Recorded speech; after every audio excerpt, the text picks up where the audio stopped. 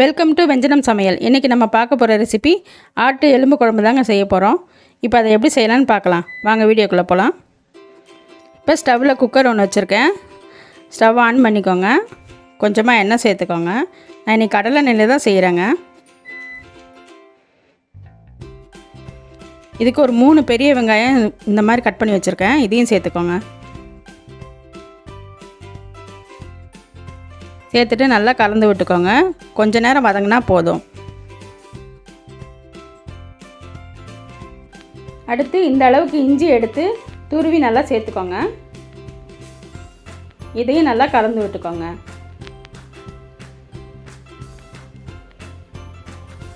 இதில் ஒரு 1/2 ஸ்பூன் மஞ்சள்தூள், ஒரு 3/4 ஸ்பூன் உப்பு இதையும் சேர்த்து நல்லா கலந்து விட்டுக்கோங்க.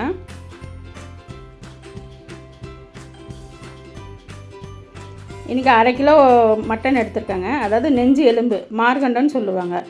இதையும் நல்லா வாஷ் பண்ணிவிட்டு நல்லா இதில் சேர்த்துக்கோங்க. சேர்த்து நல்லா கலந்து விட்டுக்கோங்க.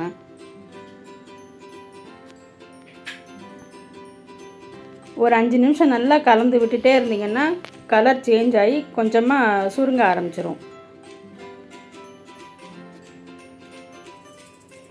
இப்போ இந்த ஸ்டேஜில் வீட்டில் அரைச்ச குழம்பு மிளகாத்தூள் சேர்த்துருக்கேங்க. ஒரு 6 ஸ்பூன் சேர்த்துக்கோங்க.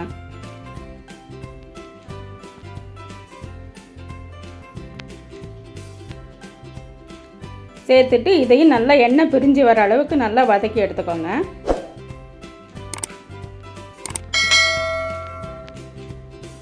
ஓரங்கள்லாம் நல்லா எண்ணெய் பிரிஞ்சு வரும்.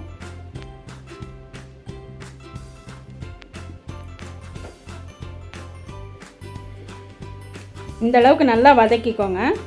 இப்போ இதில் ஒரு 3/4 லிட்டர் தண்ணி சேர்த்துக்கலாம். எலும்பு குழம்புன்றதுனால கொஞ்சம் தண்ணியாக இருந்தால் தான் நல்லாயிருக்கும்.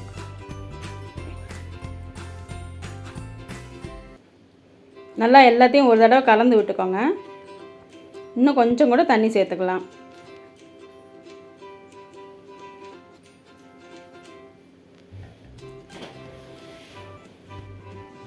உப்பு ஏற்கனவே சேர்த்துருக்கிறதே கரெக்டாக இருக்குங்க. அதுக்கப்புறம் நம்ம தேங்காய்லாம் ஊற்றுனதுக்கப்புறம் பார்த்துக்கலாம். இப்போ குக்கரை மூடி ஒரு 4 விசில் வச்சுக்கோங்க.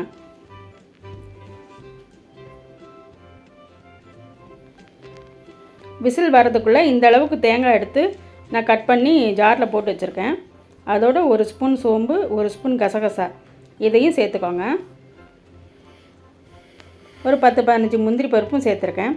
இது வந்து ஆப்ஷனல் தான், விருப்பப்பட்டால் சேர்த்துக்கோங்க. இதை நல்லா ஒரு ஃபைன் பேஸ்ட்டாக அரைச்சி எடுத்துகிட்டு வந்துடலாம்.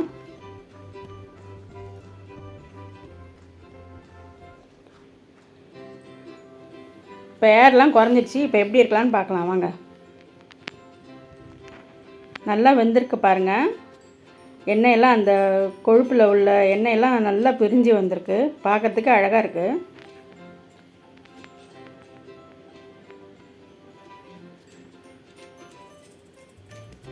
கறியும் நல்லா வெந்திருக்கு பாருங்கள். சூப்பராக வந்துருச்சு.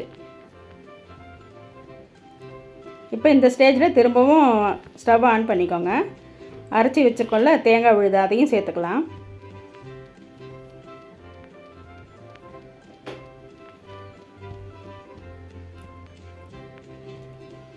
ஜார்லேயும் கொஞ்சம் தண்ணி சேர்த்து அதையும் அலசி இதோடு சேர்த்துக்கோங்க.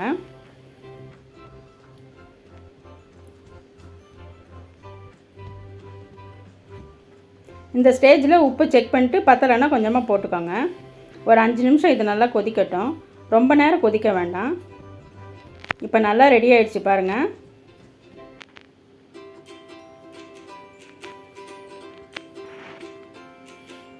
அவ்வளோதாங்க, எலும்பு குழம்பு நல்லா ரெடி ஆகிடுச்சு. இப்போ இதுக்கு ஒரு தாளிப்பு கொடுத்துடலாம். கொஞ்சமாக எண்ணெய் சேர்த்துக்கோங்க. கொஞ்சமாக கடுகு சேர்த்துக்கோங்க. கடுகு நல்லா பொரிஞ்சு வரும்போது ஸ்டவ் ஆஃப் பண்ணிவிடுங்க.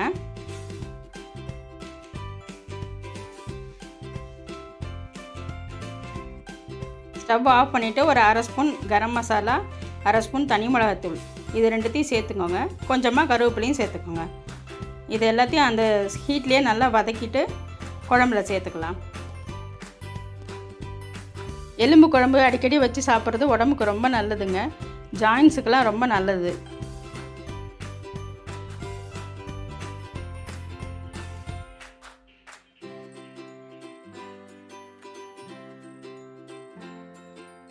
அவ்வளோதாங்க, உடம்புக்கு ஆரோக்கியமான எலும்பு குழம்பு ரெடி. இந்த ரெசிபி உங்களுக்கு பிடிச்சிருந்தா லைக் பண்ணுங்கள், ஷேர் பண்ணுங்கள், மறக்காமல் சப்ஸ்கிரைப் பண்ணுங்கள். கூடவே பெல் ஐக்கானையும் கிளிக் பண்ணுங்கள். தேங்க்யூ.